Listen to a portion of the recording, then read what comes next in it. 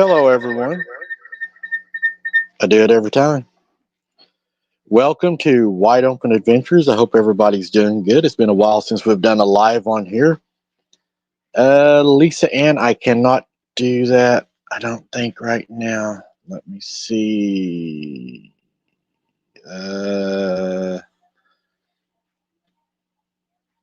I cannot do that right now because we're live. I don't think Jesse can give you one either right now. Let me see. Let me bring Jessie on real quick. I got her backstage. Yeah, I said I should be able to. 1 second. I don't know why it won't let me, but it does not give me that option when we're live. When we're not live, I can do it. Nope, I should be able to. Yep, hold on. Hello, Lori Ladd. Good to see you. Chester. Good to see you, man.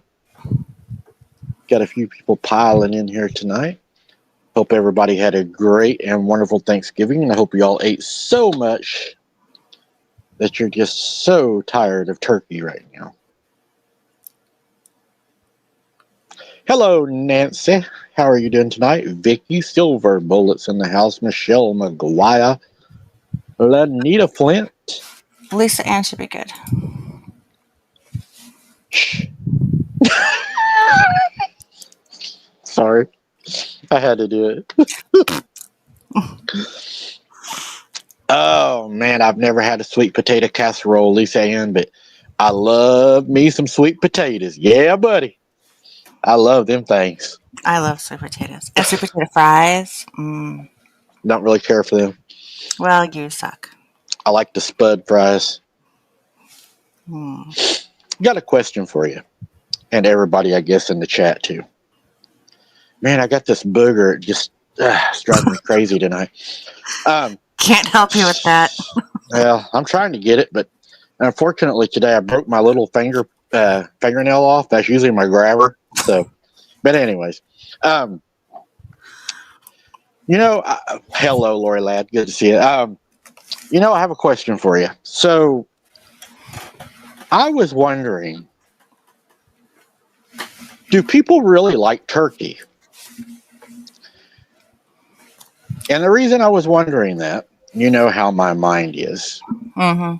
If turkey was so good, how come all year you don't never hear somebody saying, "Oh man, we're all going to smoke a turkey, kick back and relax," or "We're barbecuing a turkey," or "We're going to cook out"? You never hear that. Thanksgiving, Christmas, that's it. I think because it's a pain in the butt to have to cook a turkey. Think that's why, or do you think it's just tradition? I mean, if there wasn't Thanksgiving, would we actually eat turkey? I don't know. Just something I was thinking about today. I mean, I don't know. I mean, what's yeah? I guess holidays. Yeah, that's usually for the big stuff because that's when the family comes and you have to have something bigger to eat. So it's the ham or the turkey, right? But you don't normally cook turkey because it's a big turkey, and who are you going to feed unless you have a bunch of people over?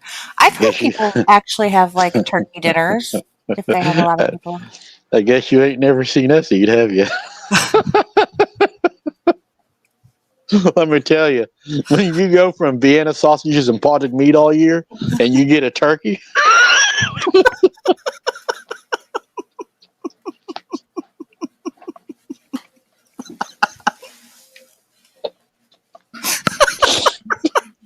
Oh my gosh. Yeah. We it's almost a fight. You know, we all fight over who gets to who gets to lick the bowl. I mean, we even we even break loose and spend a little extra money, and we might even buy the Vienna sausages and the barbecue sauce for Thanksgiving. And I knew we was going to have some good biscuits because Mom didn't get the Always Save. I actually saw that she got some of the Pillsbury ones. So, yeah, we was all pretty excited for dinner. By the time we got through hitting all the food pantries, we had a pretty good dinner. Yeah.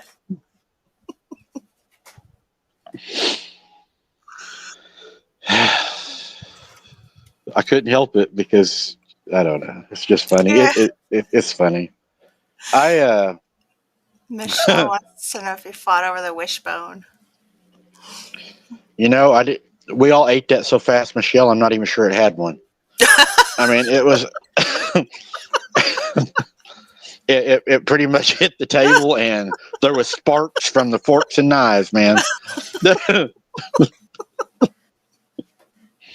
Yeah, we were starving, and I got up that morning, and I didn't want to eat a heavy breakfast because I didn't want to run my time to really feast, right? And I wanted to have enough room to glutton myself that evening because I knew we were going to have a lot of food. So I got up in the morning and I whipped me up a BLT. I used some of that bacon spam, and I had some of that day old bread, and I had that for breakfast. So I was ready to go by the time Mom rung that dinner bell. I mean, it was like, woo, Nelly. It was time for everybody to come and eat. But we did. We actually had don't make fun of you on a sausage. Hey, I do too. Lori Ladd, I got in trouble for that. There was this is a long story. Somebody felt sorry. Okay. So I like to eat different things, okay? I was raised in the country. So to us, canned meat, Vienna sausages, bologna, bologna was a big thing because you could buy we called it the log, some people call it the roll, but we would get the log of bologna.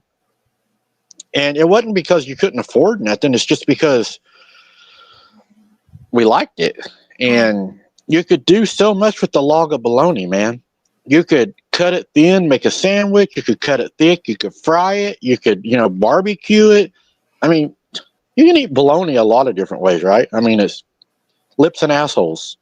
I mean, we had bologna in the ice box. Grandma, she always had something on the stove that was cooked. It was on warm all day. I mean, that's just how it was. You could walk in any time of day. There was something on the stove that was warm. It was either like beans, or she'd make butter beans, or there'd be beef and noodles, or in the oven. Sometimes there'd be like hey Tim, good to see you. You missed the bologna. There would be a big meatloaf, and meatloaf was kind of funny the way we done meatloaf. I don't know if a lot of y'all do it this way, but meatloaf to us was not ate the day you made it. Meatloaf was put in the ice box, chilled, and the next day you made sandwiches out of it. So I don't know if you ever had a meatloaf sandwich, but they're so good. Leftover meatloaf, yeah. You've actually had one of the. Oh, so y'all have had to eat leftovers before too. So you're poor. Yeah, yeah. Yeah. We couldn't afford to throw nothing out. I mean, there were some things we kept a week at a time, but we figured, hey, you cut the green off of it, it's still good in the middle. Oh yeah. And cheese, just because cheese is molded on the edge, don't mean it's not good in the middle. well, that's what it is, anyways, right? It's mold, anyways, right? It's just a different color now. Now you have a variety. You have a Christmas cheese. Working on that blue cheese. No, I don't. I pass that up. Oh, I love blue cheese. Blue cheese to me smells like it. Yeah, it tastes like it smells. It's like a fart. And if I could ever picture what a fart tastes like, it would be blue cheese. And Michelle's going to love that one. But yeah, I don't like blue cheese. Oh, there's a lot of people in here. It looks like they do. Vicky likes blue cheese. I Likes blue cheese, yeah. I can't do it. I like a hamburger with cottage cheese on it. Oh, and then a good burger with blue cheese. Put the blue cheese in the middle of the burger. That just rent the burger. Oh no! Oh, that's good. That make the cow mad. No. Oh yeah.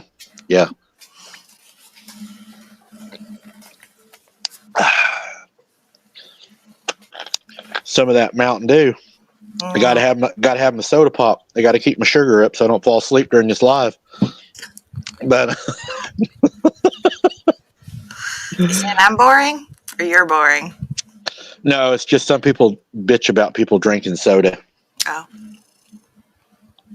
Vicky, I need your address so I can get you this salty beverage sent out to you. And I get it out of here where I don't have to look at it. But it almost makes me gag looking at it.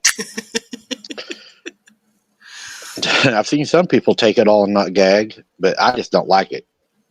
It ain't for me. Infinite Seven Endeavors. Good to see ya. Stomping around in the woods. Check your six. Don't get nixed. Yep. That was my plan today. I went deer hunting today, guys. Went out and done a little deer hunting. I let one walk. It was a little doe. Probably 60 pounds, something like that. She would have tasted really good. I mean, she would have been good and tender. But there's two reasons I didn't take her. First reason, she was 60 pounds. Second reason, we can't kill a doe this year. And trying to do the legal thing. I did take my gun out today, and I did a little bit of shooting. I will show you all the results of that in a little bit. Jesse got me excited about doing some shooting today. So I did not get to reach out 200 yards.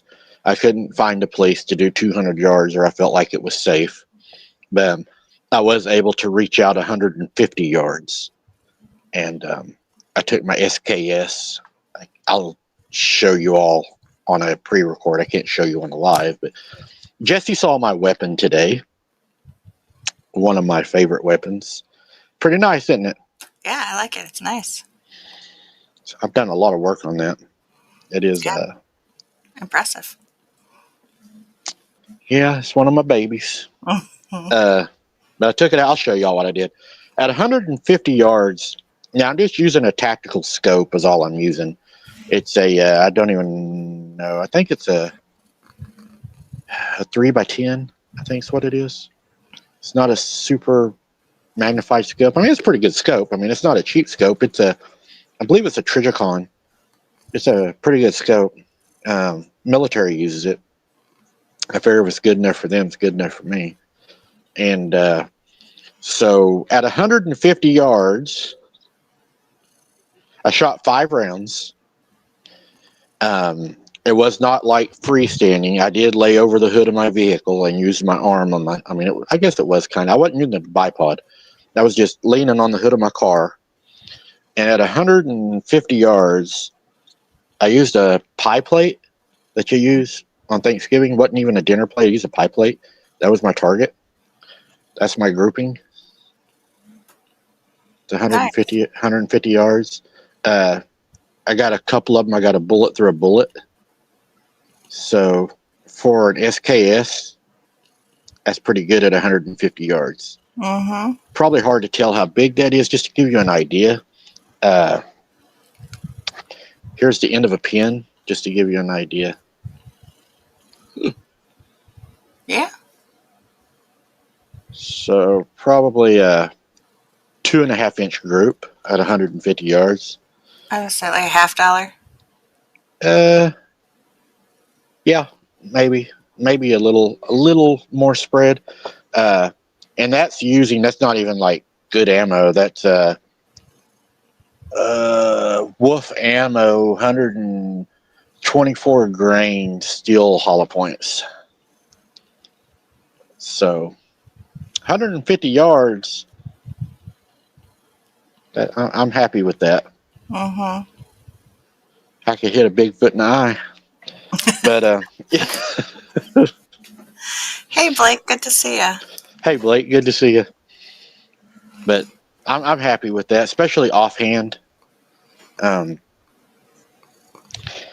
my other rifle, my 7mm Magnum. Mm-hmm. I probably could have made one hole in that piece of paper with 5 shots.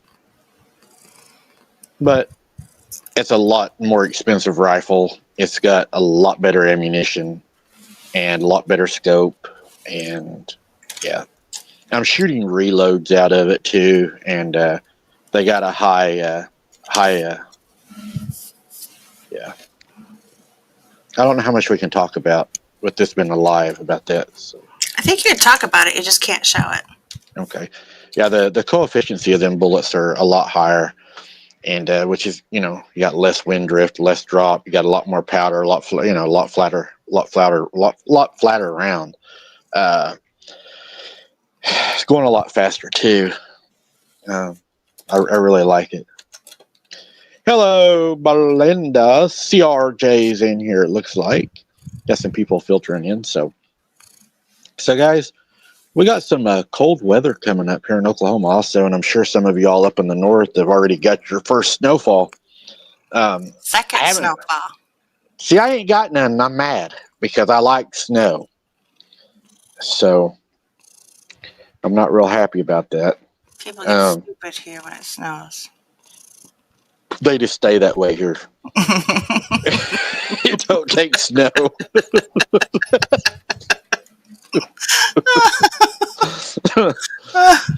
Yeah, right whenever you think you saw somebody down here do the stupidest thing you've ever seen, one of them will go out and totally redeem themselves. So, yeah.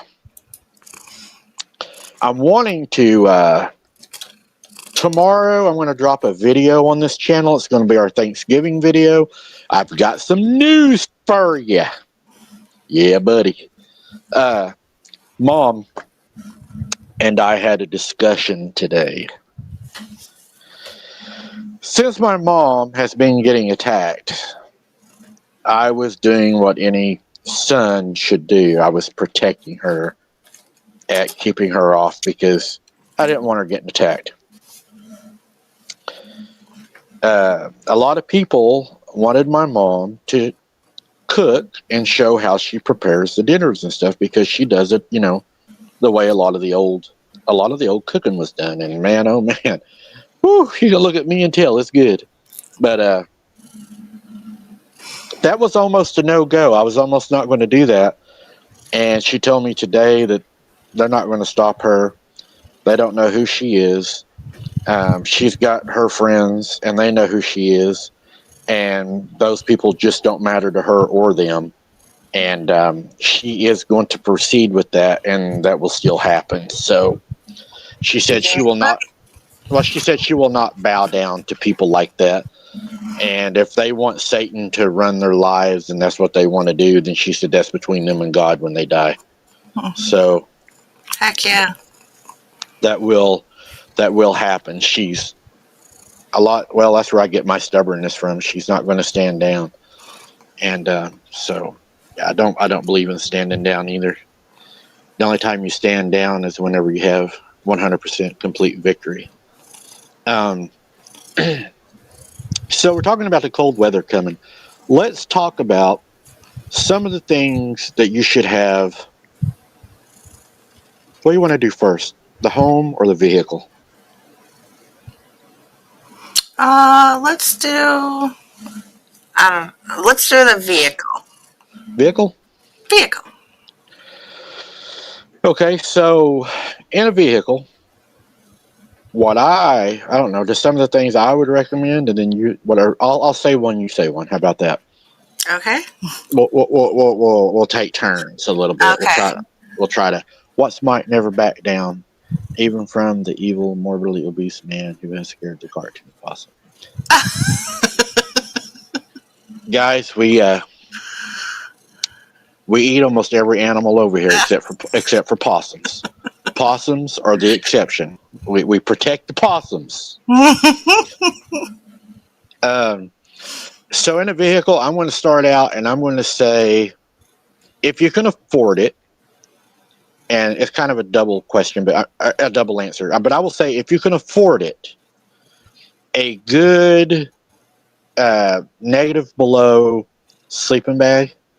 If you can't afford one of those, then I would say a good wool blanket. Okay. You took my first one, but definitely some flare sticks. Flares. Yep, because that'll work for setting emergencies or starting fires or whatever you need, and they work underwater, so they'll work wet. Definitely some good flares. Okay, yeah, I think a flare is a good thing. I would say the second thing that I would want to have in my vehicle if I was broke down or stuck on the side of the highway in like a snow drift or something, and I had ran off the road. Um, I think if you're able to stay warm, the second thing you're going to want to be able to do is communication.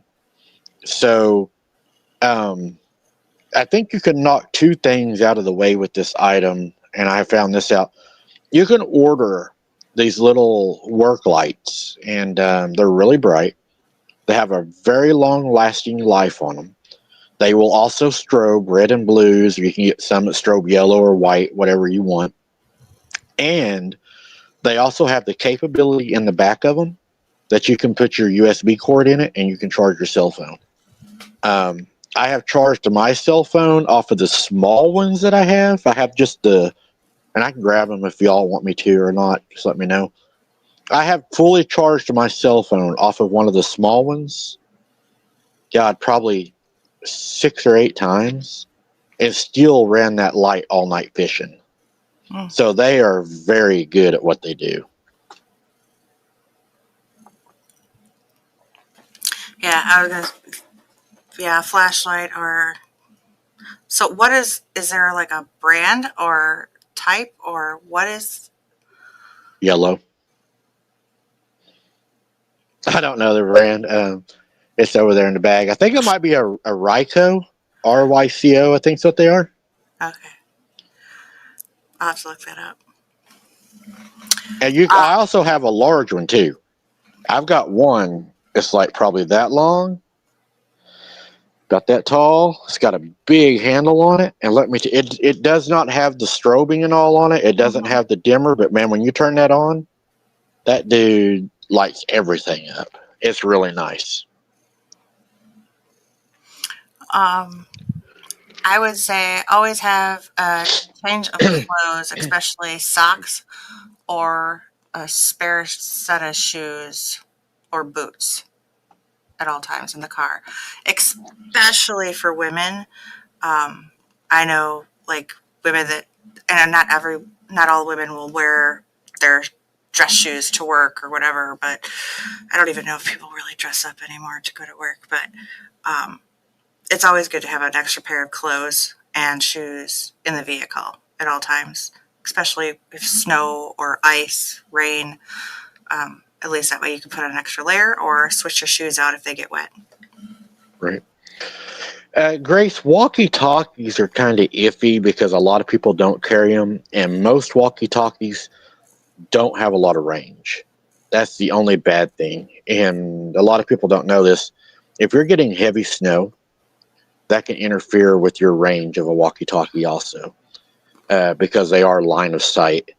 So, unless you're like a police officer or a first responder, the way their radios work is they're on a whole different signal now. They're running FM instead of AM radio waves, and they also have repeaters on towers that boost their signal. So, like whenever I would key up inside of my patrol car, for instance, to call somebody, at first our radios on us are also attached to our cars also. So whenever you key up, it will go to your car. Your car has an amplifier in it that amplifies the signal. It sends the FM signal to a big like cell phone tower. They have repeaters on them. Those repeaters, wherever you're at, will repeat from tower to tower to tower to dispatch, and then so forth back to you. So they have a lot better radios than what you would be able to have in your vehicle. What I would say, and you mean your cell phone should be sufficient if you can afford it. A satellite phone, can't go wrong with a satellite phone. Mm-hmm. Well, especially if anybody's doing any type of camping, hiking, boots on the ground. It is, I think that's one of the real necessary things to have.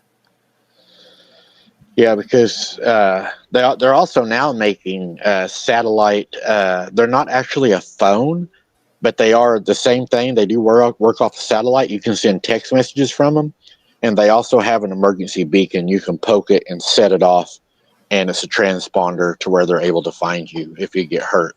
You're not able to make phone calls on it, but you can do text messages and receive text messages. So I think that's a really good thing. And they're supposed to be cheaper than the actual phone. And I've seen MREs, and Lenita said water, and that's what I was fixing to get into also. And if you're a diabetic, your insulin or food to raise your blood sugar or insulin to lower your blood sugar, have food with you to be able to, stay stable. Orange juice is good to bring it up fast, but after you get your blood sugar up, you're going to want to have a protein to be able to stabilize it and to be able to keep it at that level so you're not spiking and dropping a lot. Mm-hmm. One of the things that I usually keep in the back of my vehicle, I have my emergency. I have actually one of those hard carrying grocery containers that I actually keep everything in. So that way, if I need to in a pinch, I can actually just reach for that and I can grab that, and it has everything in it.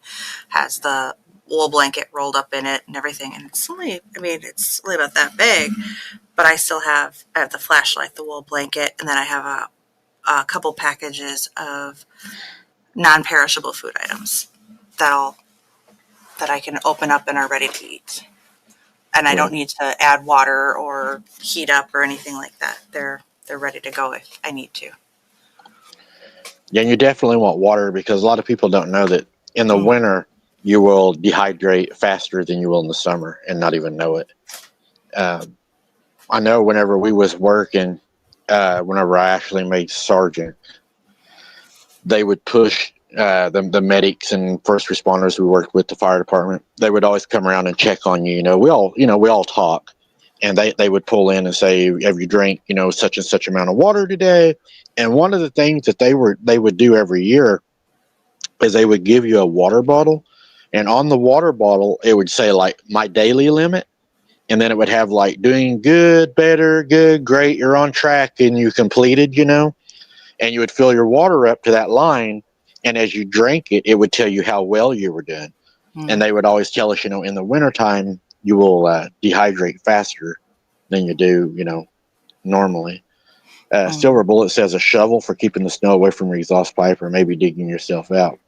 Oh, yeah, a shovel, cat litter. A lot of people do not know this. If you're stuck, and this is a last resort thing, in our patrol cars, we carried with us, and I don't recommend doing this unless you absolutely need to get out, like a patrol car or something. If your tire's spinning, you're not getting any traction, you can actually pour a little bit of bleach on your tire, and it will pull you out of the ice. Because the bleach, with the friction of your tire, will heat up, and it will heat your tire to where it will get traction and pull you out of the ice. Yep. Little trick we used to use.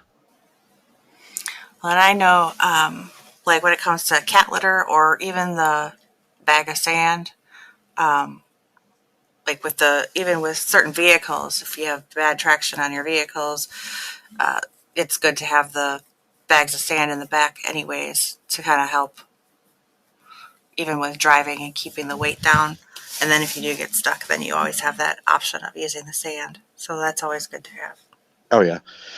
Like what Lori Ladd said, ham radio. Ham radio is good to have because they do work off of repeaters. I have to tell you this because it's YouTube. Do not use one unless you have a ham radio operator license because it would be illegal if you didn't. But I agree with what you're saying at the end because I understand what you're saying, Lori Ladd. You can get those off of Temu pretty cheap. And I probably wouldn't be as worried about a ticket if I needed to use one without a license, if I really needed to be rescued. So I agree. First aid kits, absolutely. If you have EpiPens, make sure you have those with you. Um, what I do is in my bag that I carry, my everyday bag, I have my pills that I might need or take. I have those dosages, for morning, night. If you're on a lot of, pills, you want to. And you know what I use for those? Something very simple, very cheap. Any of y'all can. My mom came up with this idea actually. Uh, Go buy you. You can buy a whole bag of them too, and they don't cost nothing. Um, they're contact lens holders, the plastic ones. Mm-hmm. They will hold doses of medication in each side, and you can put, M on it for morning and E for evening, and you can fill each one of those up. And they don't weigh nothing, and put them in your bag, and then you've got your doses of medication. Mm-hmm. Mountain Dew, she says, is what? Mountain Dew is better than Poopsie. But they also cost kidney stones, and I did pay for that this year. Mm-hmm. Yeah, first aid kit. I always tell people in a first aid kit to have an ace bandage. Ace bandages are so important for a lot of things.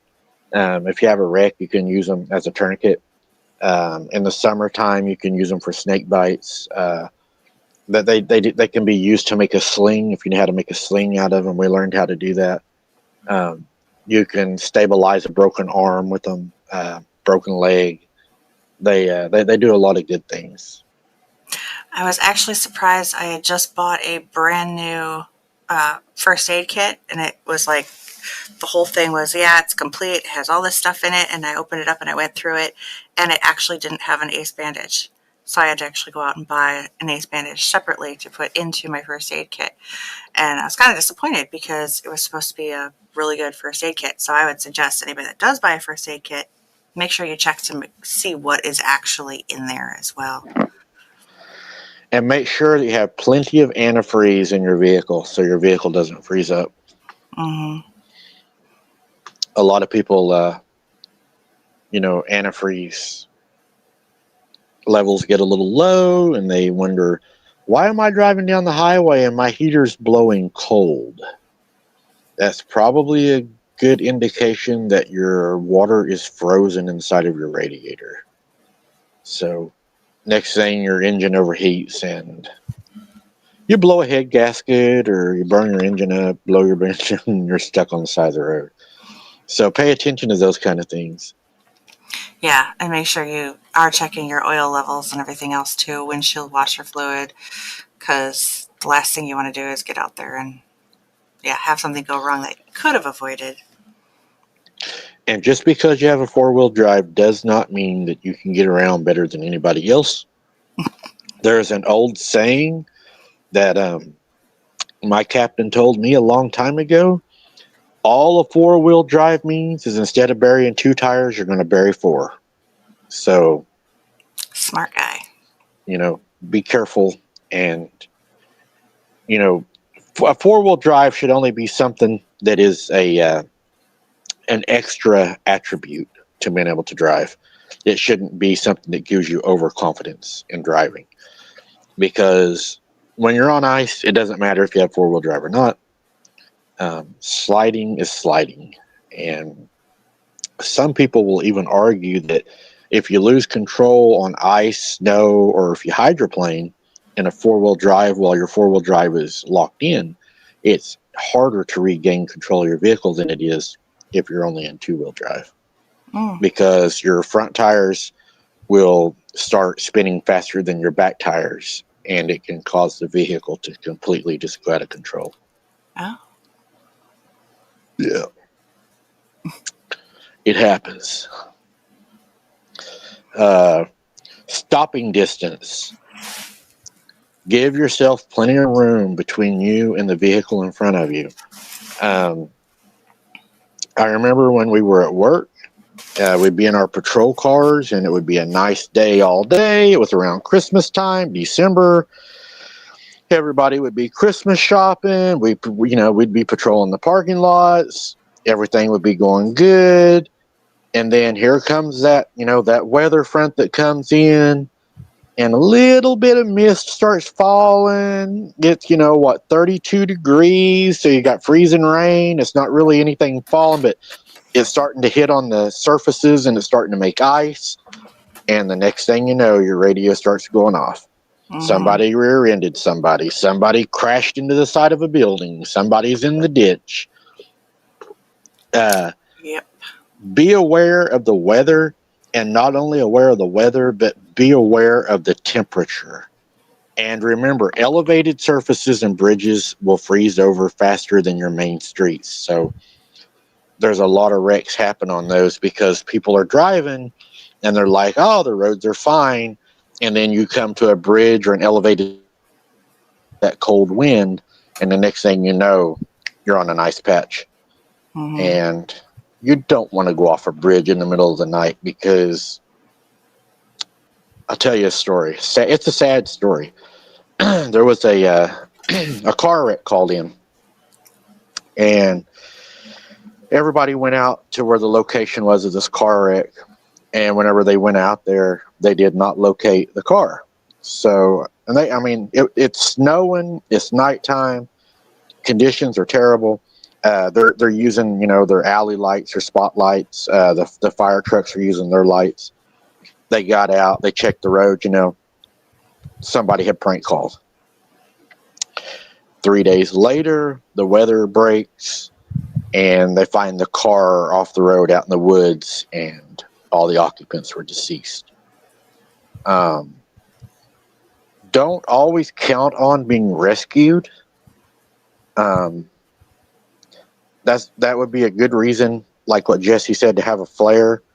And if you don't have a flare, you can go to Walmart back in the sporting goods, and you can buy a flare gun.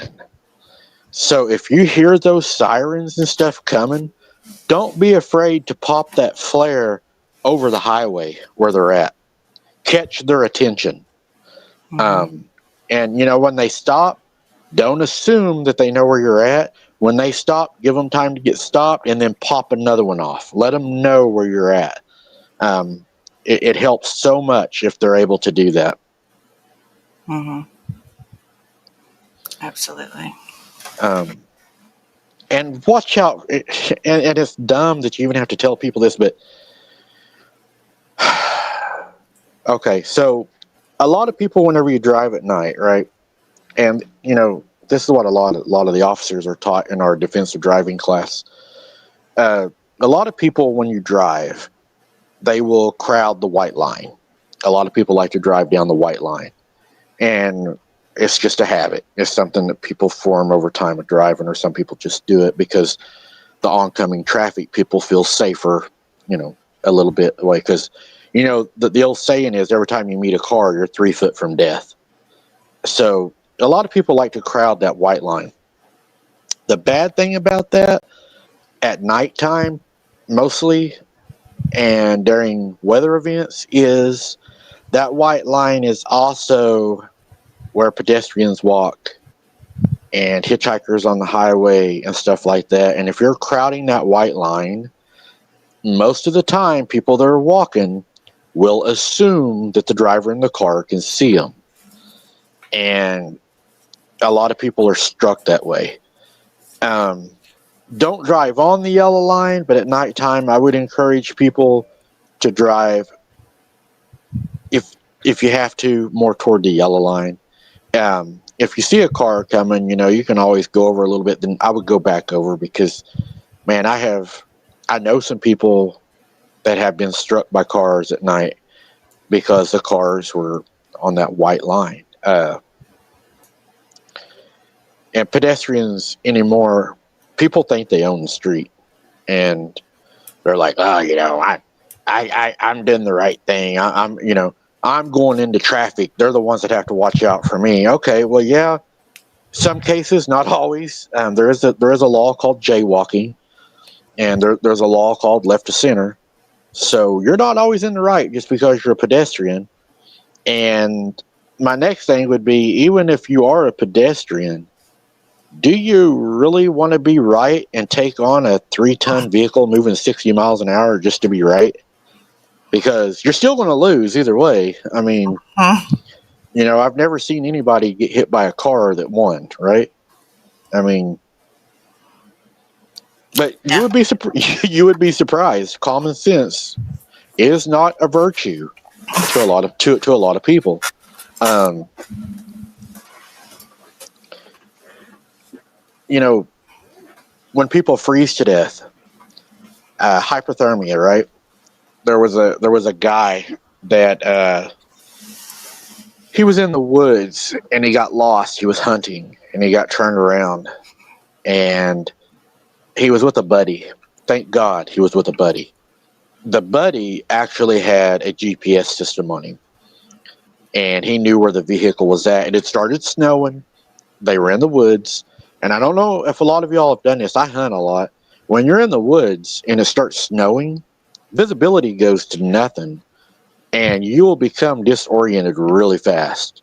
Um, that GPS is a difference between life and death. Luckily, his friend had one. His friend was able to find his other buddy, but when he found his buddy, he was actually at a tree. His buddy was pulling at the bark of the tree. When he got his buddy to the vehicle and got him warmed up, and they got the paramedics and everything there, and his buddy ended up he done a full recovery. He had hypothermia, but in his mind at that moment from the hypothermia, he was hallucinating, thinking that tree was a truck that was running with the heater on, and he was trying to open the door to get in. So, I Oh, mean, yeah, it can really mess with you.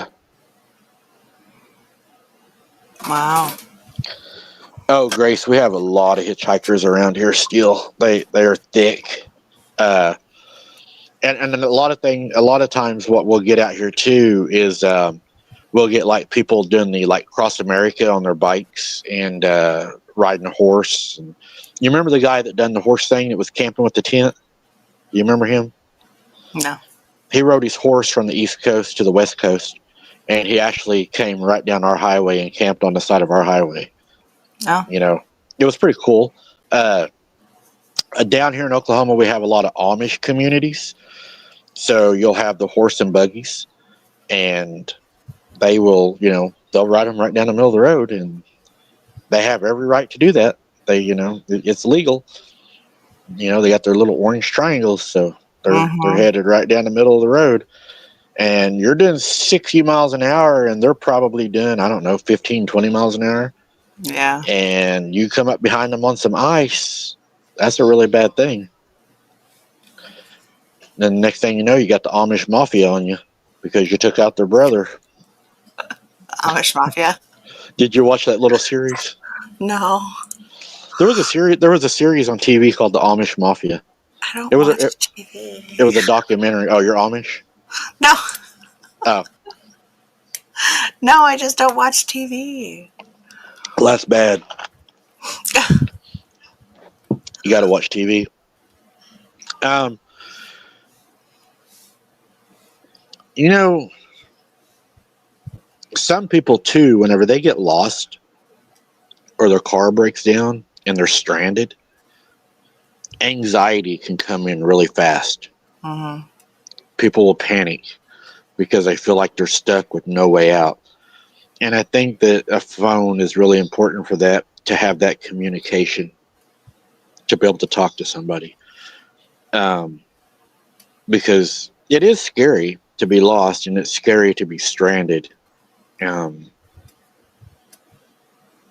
it's just something that, I don't know. I mean, plan, okay, what I'm going to tell you all what they told us. If they're telling us that, then it's got to work for you guys. This is what they told us. You should have enough supplies in your patrol car to last 3 days. You should always be able to last 3 days. But here's the kicker. You should be able to last 3 days on the supplies that you have. Plan B should be you should have alternative gear with you that can provide you with more necessities to survive. So, for instance, a rifle to get game. You have a water purification however you do it, tablets, the life straw, however you choose to do it. That way you still have access to getting water. Mm. You got your food. You want to make sure that, okay, when my car runs out of gas, if I'm not located, that means I no longer have a charging facility for my phone. I no longer have a heat source. So what do I do at that point?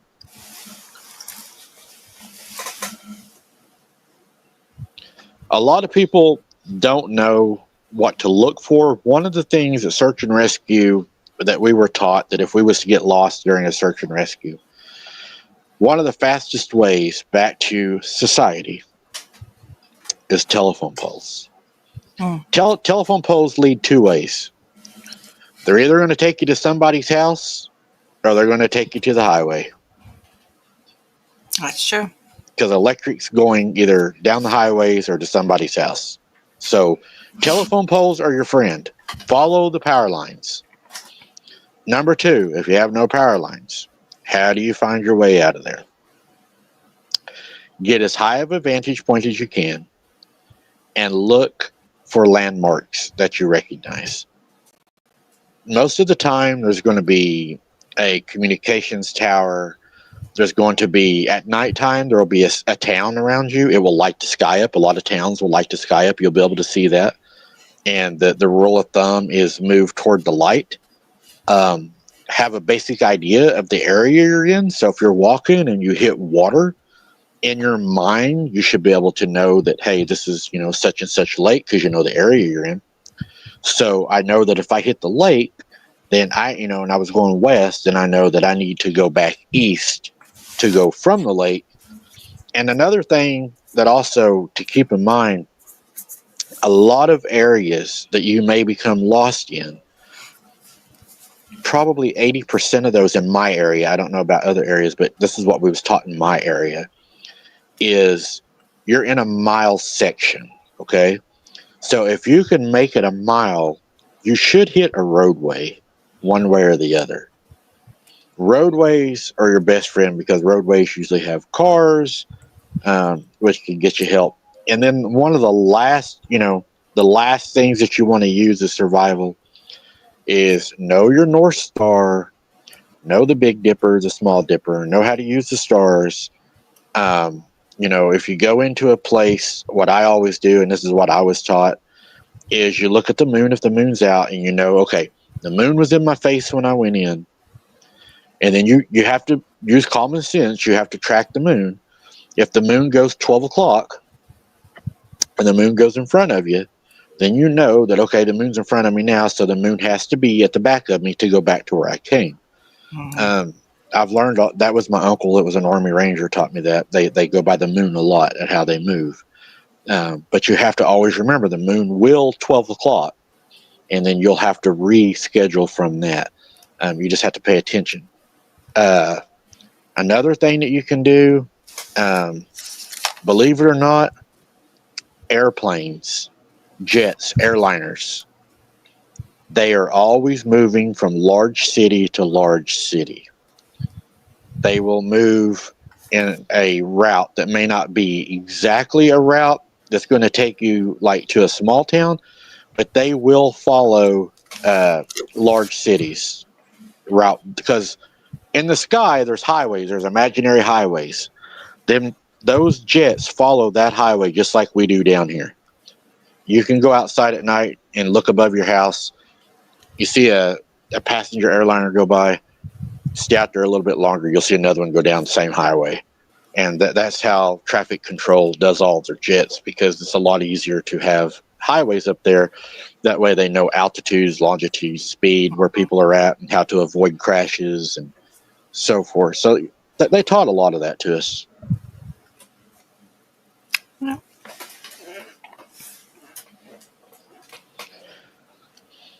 If you catch a rabbit, you can cut one of his ears off, and he'll take you out of the woods. Not really. Well, that also leads to having yeah. Well, you said a weapon to be able to get food, but I would say a good knife. Oh yeah, yeah. You gotta have a good knife. You gotta have a knife, mate. I don't know if I have my. I had my other one. I don't know where I put it. I've got so many knives, man. I used to collect knives. I don't collect them anymore. I like this flashlight that Pam got me. That's a good flashlight. It's got little glow in the dark things on it. If you drop it, those things all glow in the dark.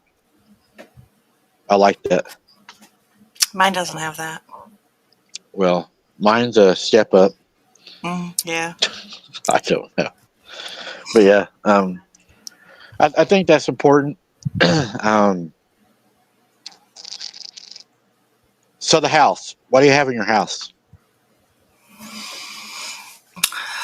So if the power goes out, I've got tea light candles. I also have um, lots of blankets for warmth and extra water, extra food, which is the non-perishable food that I have backed up.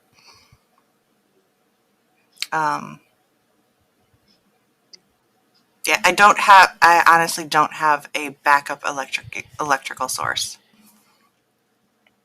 I but I don't do have either. I have a backup heat source. I don't have a backup electrical. We heat our house with propane, so if we do lose electric, we still have heat. What we use for lighting is we have the kerosene lamps.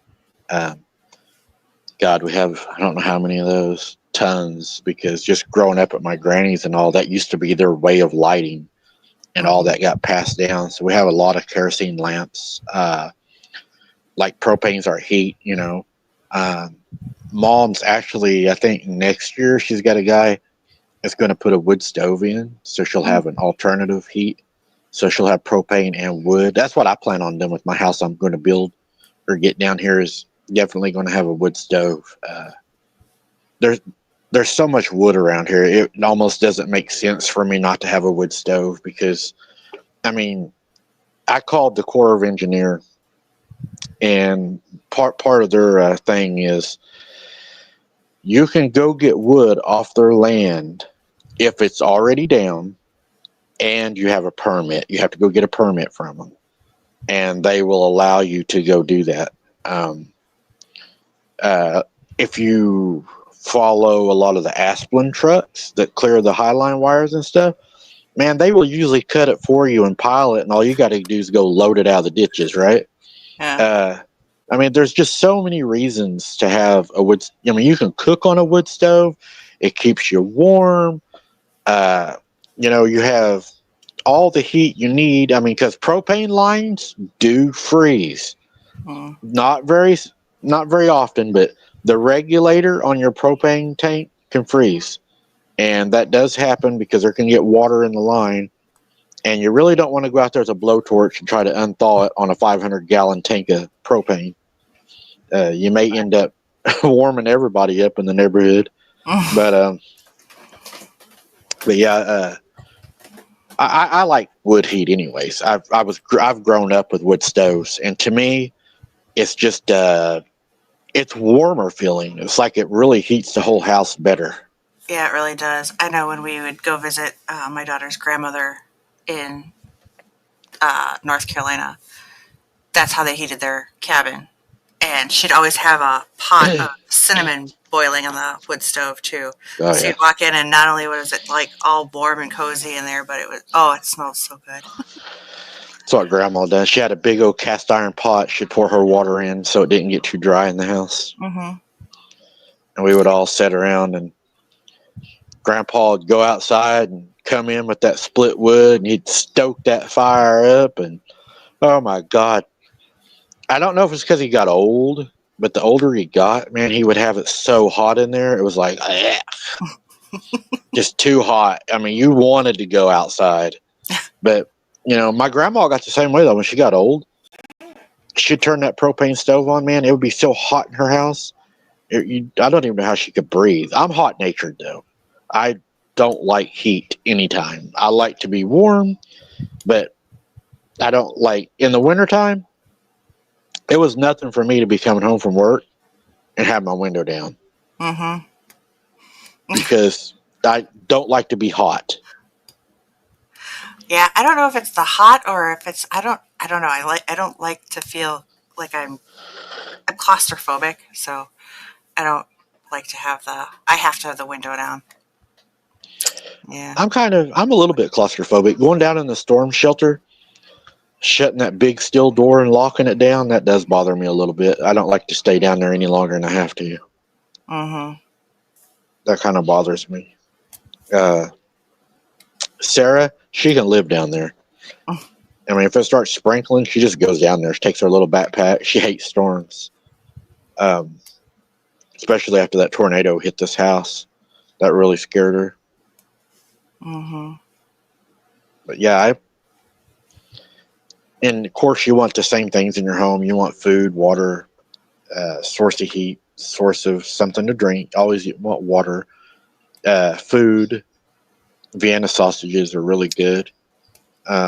You can survive on them. We do. And I mean, the only time we get a good meal is like twice a year, when the churches hand out hams and turkeys. But other than that, it's pretty much potted meat, Vienna sausages, and ramen noodles. You know, but you can do a lot with ramen noodles. Mom's got really good at it. I mean, we've had to eat so many of it that sometimes she'll even buy like a can of Armour chili, and she'll make us chili and noodles, and we all actually get our own portion. Yeah. So we do that every now and then when we celebrate or something. Or sometimes, if we're really hungry and we want to eat out, Mom will take us to the truck stop and she'll let us get like corn dogs off the hot rollers or something. So yeah, I mean, sometimes we splurge. Uh, yeah. Nothing like a truck stop nacho. Those are the best. Well, depending on where you go, some of them can be really good. Oh Different yeah, and cheeses. their chili's extra runny. It's like there's not a lot of meat in it or anything, so it doesn't clog up the thing that squirts it out. So it's really good. It almost comes out the same way that it goes in. Yeah. You don't have to worry about being constipated or anything, so your belly don't hurt. Do you have a heat pad on my back? I don't think those sticky ones. I hear you, Danny.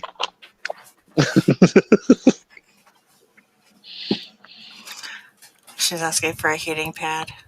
I could hear your microphone picked her up really well. Oh. That's the first time it's ever done that. I was like, I could hear you, Danny. Well, Tim,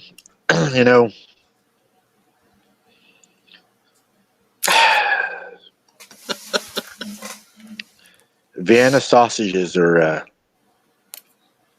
what we like to call them around here is the mystery meat. Mystery is you don't know where it came from, but you're so hungry you really don't care. So,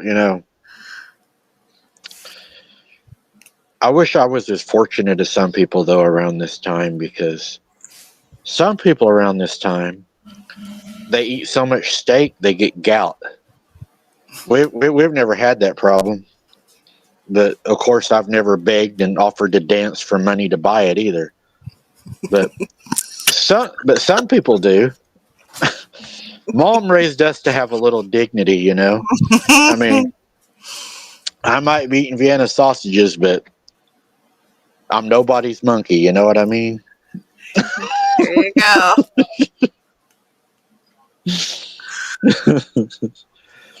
Yep. Yeah. Nobody can make ramen noodles like Mom. There's something to be said, though, about even the simplest of things that, just because it's cheap or whatever. I mean, I love SpaghettiOs. My daughter laughs at me. She thinks it's so stupid. I love SpaghettiOs. I hate those things. I love SpaghettiOs. Everybody around here likes them but me. I don't like them. Oh, yeah. No. But I make my SpaghettiOs and I throw like I do the big can and then I throw like 6 pieces of American cheese in it and melt it all up so it's all like cheesy. Oh, hell no. Yeah. No. Yeah. I puke. I couldn't even watch you eat that. No. No. Yeah. No. Oh, it's so good. I'm kind of like the Grinch on those. Like every year I'll try like I can to try to make myself like them. And I'll take a bite, and I'll be like, nope, don't like them. Never did. Nope, don't like them. But I try. Uh, I like sardines. Sardines are really good. When we go crappie fishing and we don't catch no crappie, we always bring them back and put mustard on our bait, and we all have sardines. Not really. Don't do that. I don't think I've ever had sardines. My Oh, mom, I for love them. Christmas one year, she bought smoked, what is it? Smoked some type of a fish that she would eat on the crackers. That might be good. Now, I do like beefaroni. Cat Mom said beefaroni. And Lisa Ann said beefaroni. And Michelle McGuire said ravioli. Raviolis are okay. I like the lasagna in the can, actually. I like the lasagna. And I like the spaghetti and meatballs. Sometimes I might even throw a can of Vienna sausages in there to get my extra protein.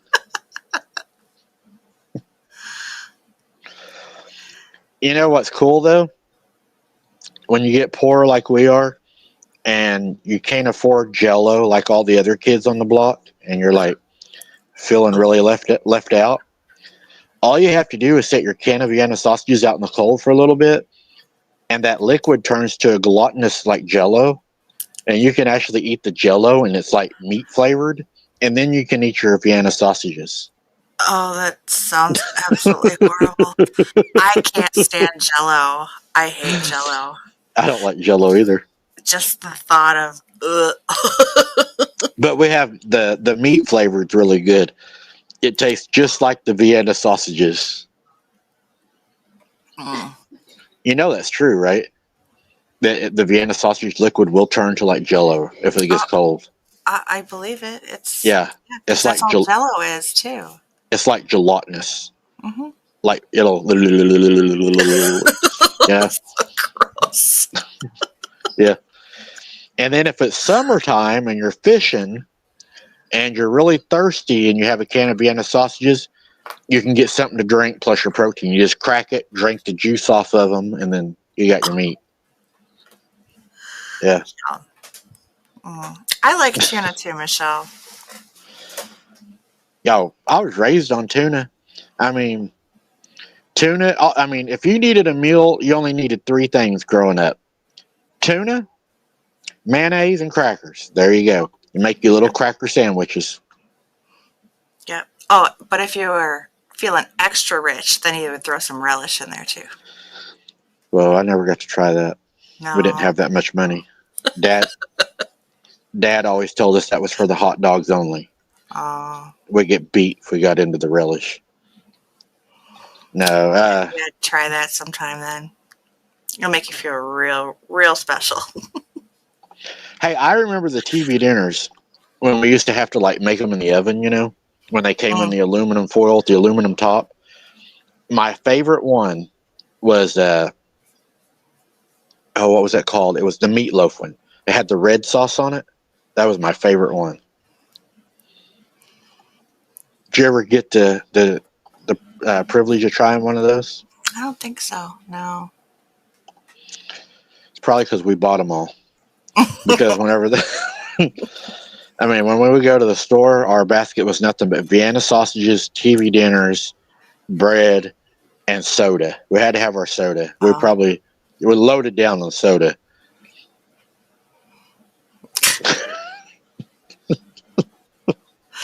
Was it the Coke or the Pepsi? Just Coke and Mountain Dew. Oh, Coke and Mountain Dew. Yeah, and then we would make, I can't say the name on here, but where you would mix them together, We used to call it a name, but we can't say that on here. I don't know if you all called it that. It meant it meant the same thing as unaliving yourself. That word. That's what we used to call it. Like when we was in school playing basketball, we would go down to like the concession stand, and it was always the cool thing to say, "Give me a," and then they would mix all the sodas in one drink. Oh. Yeah, we used to do that. And of course, the sour apple blow pops. Everybody wanted the sour apple ones at the ball game so they could dip it in their Coke and then suck on it. whatever the deal was with that. Why? Yeah, Well, why? I was the odd kid out because I was like at the concession stand, give me a Coke and one of them nachos, please. And everybody else was getting blow pops. Yeah, I take the nacho. Because I mean, I don't know what kind of meat they use down there, but it tasted a lot like Vienna sausages, and we loved it.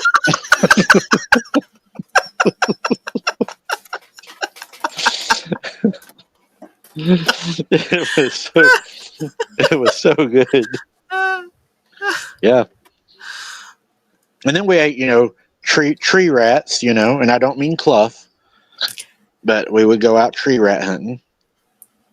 I've heard he's been called a tree rat here lately. yeah, I think they don't know the difference between a tree rat and a possum. I don't think they do either, Mm-mm. because tree rats around here are squirrels. Mm-hmm. That's what we've always called them. Mm-hmm. They're pretty good tasting, Yeah. Yeah. especially if you make possum and dumplings. What? You mean squirrel? Or squirrel. You can get possum and gravy in a can, right? No. Oh yeah. Not in the stores around here. Or you can get you some pig's feet, Mm-mm. pig snout, chicken feet. Mm-mm. What you got? Mom come walking over here. I thought she was coming over to attack me. What do you need? What do you want? Yeah. Huh? Pen? There you go, Tim. You need a pen?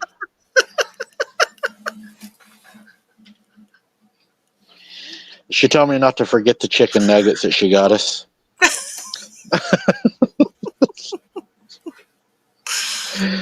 Those were our favorite. They even came in unmarked packages. Mm. But have you ever wondered why are all chicken nuggets the same size and shape? Uh, well, I guess until I saw how it was made.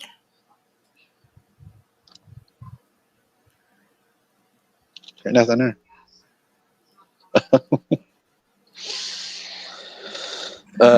I've seen how they make those. and And and it's and gross. and how do they? How do you make them look like dinosaurs and stuff? Well, that's my question. Like, if they can make them just little plop out nugget things, but then how do they actually make them look like dinosaurs to actually stay looking like dinosaurs? I'm not sure. I think it's a trick. I mean, I've heard rumors that the meat's actually a liquid and they kind of like squirt it out into molds. Yep. Well, yeah, that's how they process it through, and it comes out like a putty thing, and then it chops off.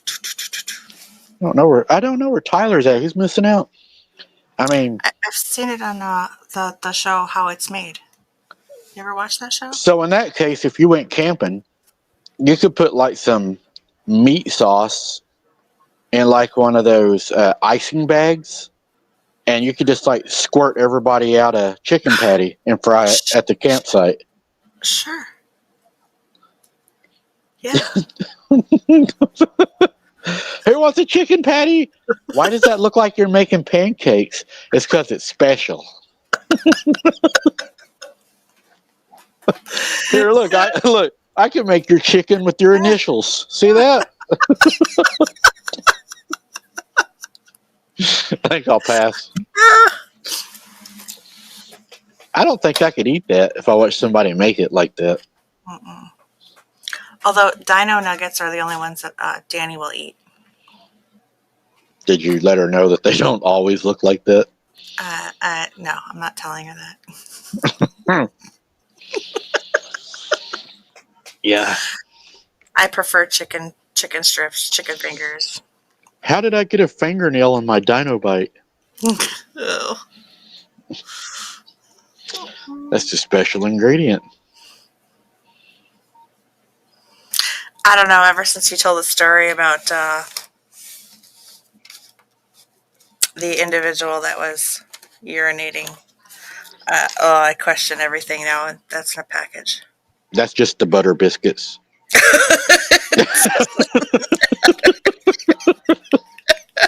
Oh, it doesn't matter. Boy, these biscuits are extra yellow on them today. Oh, they must be the morning ones.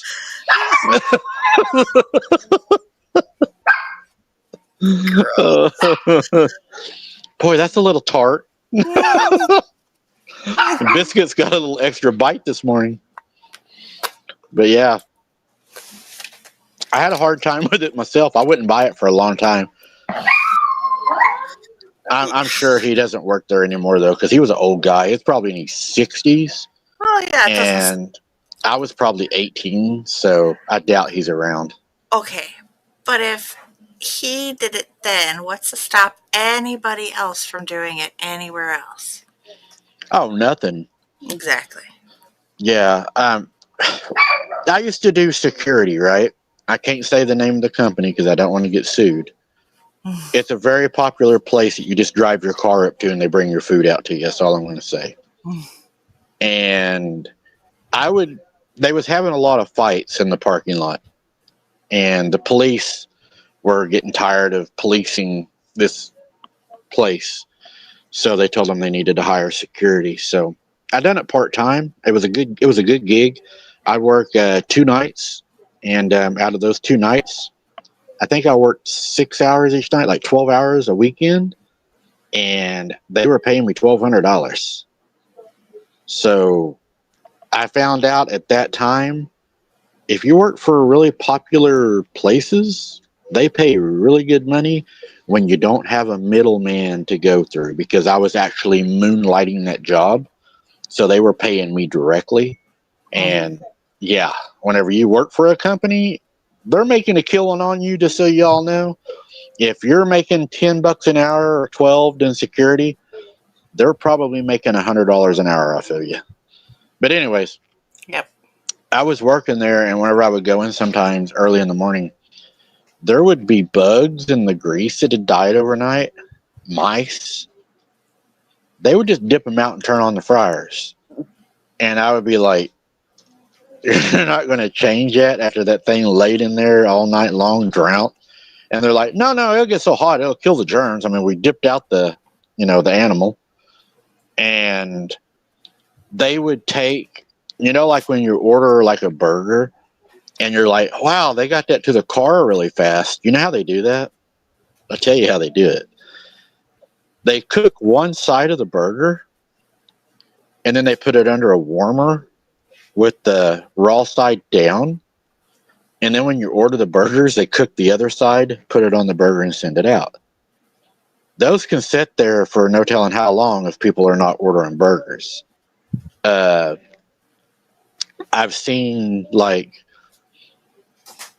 bugs on the burners, and they just, like, especially in the summertime, and you get a lot of the bugs flying in because people are going in and out taking out orders. You get a lot of bugs in there, and they land in the grease and land on the fryer, and they actually have nets just for dipping the bugs out.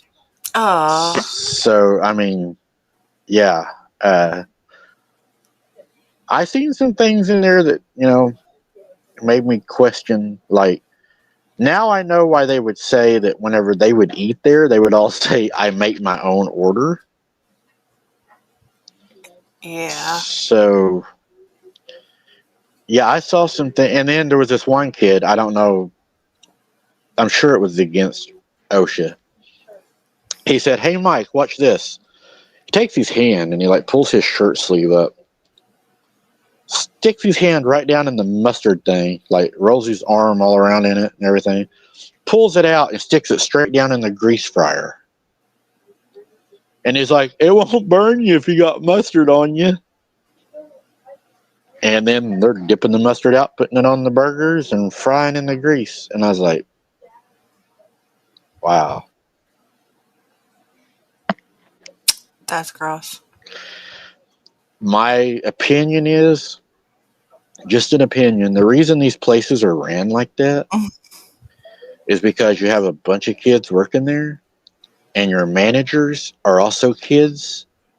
So instead of there being organized an organized workplace with authoritative figures, they're all friends and they all think it's funny. And they don't care. Yeah. No, and you know they have buzzers, right? So when the food is ordered, they have so long to get that food out to you. Whenever they take that food out, they have to hit a button to clear that buzzer. It's all logged all month long. If they're not late on that, the managers get a huge bonus at the end of the month. You know how many times I've seen the managers like clear the screen and the food hasn't went out yet? It's just sitting there, so they don't get a late buzzer on them. Well, I think there was a video out where it was, and I won't say the fast food chain, but they were doing something so that it would make the sensor go as cars were going through the drive-through, because if they didn't have enough going through for the sensors, and it was going too slow, that they would get dinged at corporate. It was like a corporate office one, so they were like actually putting stuff out the drive-through window and waving it through to try and knock the sensor, so it would censor it as the cars were slowly coming through because it was taking too long for them to take the orders. Wow, So it doesn't surprise me. that's crazy. But at least that's not the food that they were messing with. I think that You know, you're better. I don't know. You might be better off to eat somewhere where you have like an older staff. I think maybe. yeah, I was gonna say the restaurant that I worked at for almost 6 years while I was going to school and stuff was, I mean, every night everything was scraped down, cleaned down, scrubbed down. So when you walk through that kitchen, the fryers were empty, Oh no, and cleaned out. The flat top was, I mean, it looked brand new no. every flippin' night. They just turned it off and turned it back on the next morning. Nope, not yeah. And that's why everybody would say, "Oh, is the food good?" Yes, and you don't have to worry about getting sick because I know how they clean, and they clean very well. The eye knockers are exceptionally good.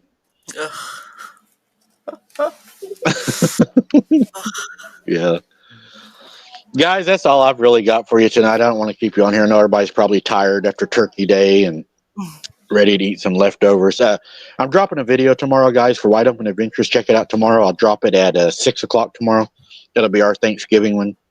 There was not a whole lot in there of the cooking in the family because of the attacks, but next year will be better. I was very protective of my family this year, but everybody's told me that they can kiss their arse, that we will continue to do what we do. So next year will be better. Hopefully mom can just do a whole cooking thing next year. Y'all can watch our whole dinner from beginning to end. Everything she does. We'll just film it all. We'll just put her on there.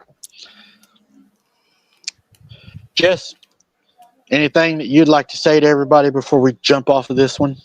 No, thanks everybody for being here. Hope everyone had a great Thanksgiving.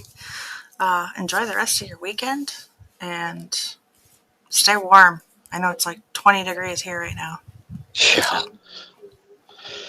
Guys, I appreciate y'all being here supporting us. The video dropping tomorrow will be a good one. Polo's in it, and you're not going to believe what he ate today. I didn't think he would eat it, and he about took my fingers off trying to eat it. And he got mad at me because I didn't have more. So you'll have to wait till tomorrow to guess. Or when the show ends, you can guess in the comments, and I'll tell you if you're right or not. But yeah, I couldn't believe he ate it, and he actually loved it. I mean, like, he about took my fingers off. He don't never do that. He absolutely loved it. So it's in the video tomorrow that I'm going to drop. You'll want to see it. I was surprised because I was like, man, he about took my fingers off. And he got mad at me because I didn't have more. And he actually pouts. He walks off and starts bellowing. He was mad. He wanted more. So yeah, y'all get to see that in the video tomorrow. Hunter, I love you, buddy. I miss you more than anything in the world. I will never stop fighting for you. I'm so sorry you've had to go through what you're going through because of all this has happened.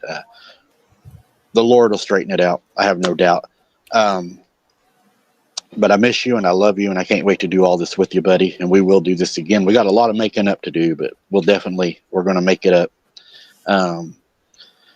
Until next time, guys, love your family. Be there for your family. Put God first in your life. That's what I do. and you'll never regret it. And as always, guys, I'm so glad y'all had a wonderful Thanksgiving.